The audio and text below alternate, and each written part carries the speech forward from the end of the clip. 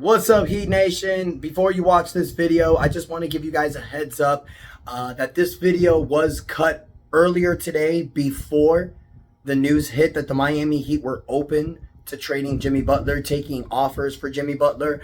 But I still think it's a video that I'd like to post. I still think it's a good video because it does pose questions about the current starting lineup for the Miami Heat. So I'm really interested in your guys' thoughts. So I really hope you enjoy. Don't forget to subscribe. Let's go, Heat. That is enough said. Happy Taco Tuesday, Heat Nation. Your boy Ernest here. Back with another Miami Heat Talk video. Excited, you guys. The voice is feeling better. The Miami Heat are rocking and rolling. So I'm excited to go on another Miami Heat Talk adventure with you guys. But before we get there, please, y'all, don't forget to like the video, subscribe to the channel. We are literally 30 subscribers away from the big 5,000 mark. Thank you so much to everyone that has subscribed to the channel. Really means a lot to me. Now, the topic of the video today, you guys, I want to talk about the Miami Heat's starting lineup, their current starting lineup. Because I got to admit, I was wrong.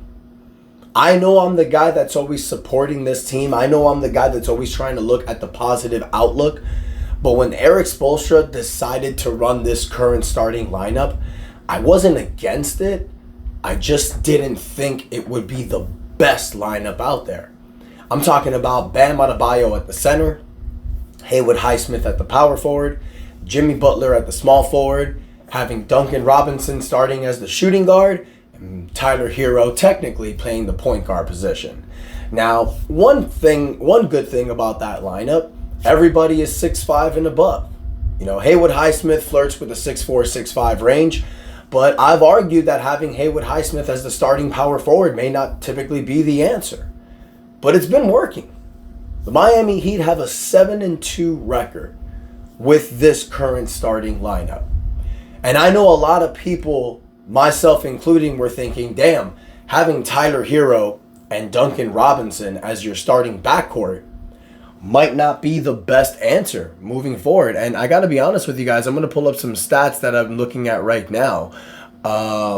Tyler Herro in the last 5 games, averaging over almost 27 points a game. Duncan Robinson averaging about 13 points a game. Both averaging over 40% from the three-point line. And I got to give credit to Tyler Herro. Defensively this season, he's really stepped up. He's really showed that he can actually hold his own defensively. Is he an elite defender? Is he somebody that you can always put against the team's opposing best player? Probably not. But the Heat have players to make up for it. Because their starting front court of Bam Adebayo, Jimmy Butler, and Haywood Highsmith, you guys, is working. Excuse me. It's working. These three together out there can switch on players, can guard multiple positions. Haywood Highsmith is a defensive nightmare. He's the guy that you put on the team's opposing best player. But he can guard multiple positions. Now, I do find it funny sometimes when you ask Haywood Highsmith to guard the opposing team's center, but he does have a 7'1" wingspan, so I understand why it works. Spo likes guys that can be out there and that can guard multiple positions. Now, I'm going to throw some numbers at you guys, and this was very surprising for me. The Miami Heat with this current starting lineup, their offensive rating, you guys, is 125. That's insane. That's an insanely high number. Their defensive rating is 104.2. That is an incredible number. And you're thinking about the defense out there. You know, Tyler Herro and Duncan Robinson is not going to work defensively. That's a very high rating. You know, and then for the season, what's been the Miami Heat's biggest problem? Offensively, they've sucked. You know, they're known for their defense. They're known for always being a top 10, top 5 defensive team. But lately, their offense is usually always hovering around the bottom 10 or bottom 5 of the NBA. One thing that Pat Riley has said, and I've really believed this to be true, to be an NBA contender, to really contend for an NBA title, you have to be a top 10 offensive and a top 10 defensive team. The Miami Heat right now for the season are ranked 114.1 as an offensive rating, ninth in the NBA. They're top 10 with defensive rating. Now, their pace is one of the lowest in the NBA. We know that's how Erik Spoelstra plays offense. You'd like them to move the ball a little bit quicker, but, you have older players, so I understand that.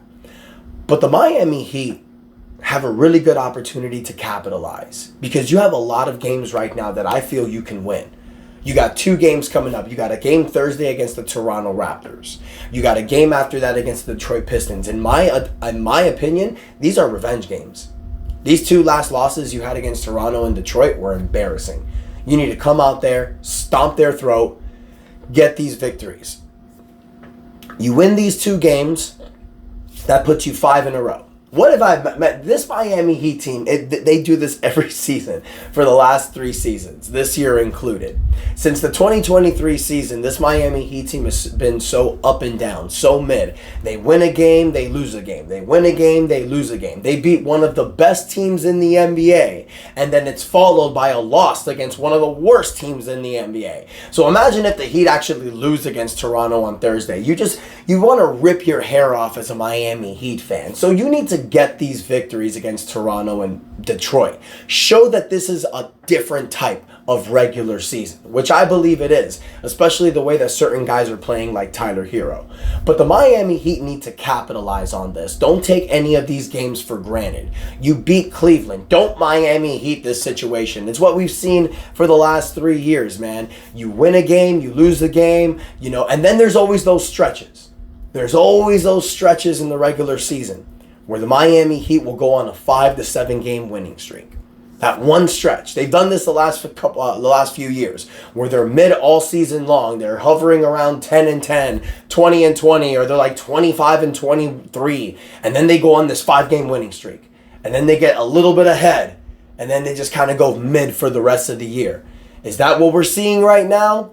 Or do you guys feel that he can have a better regular season? Because after those games against Toronto and Detroit, you have a pretty tough schedule.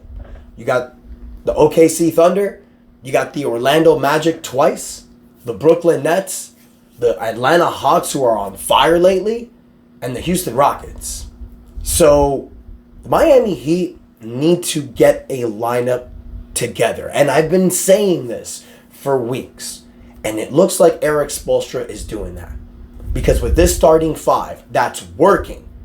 You know the old saying, you guys, if it ain't broke, don't fix it. I wasn't 100% right. I said it a few weeks ago. I don't know that if a starting lineup of Bam Adebayo, Haywood Highsmith, Jimmy Butler, Duncan Robinson, and Tyler Hero can actually be a contending NBA starting team.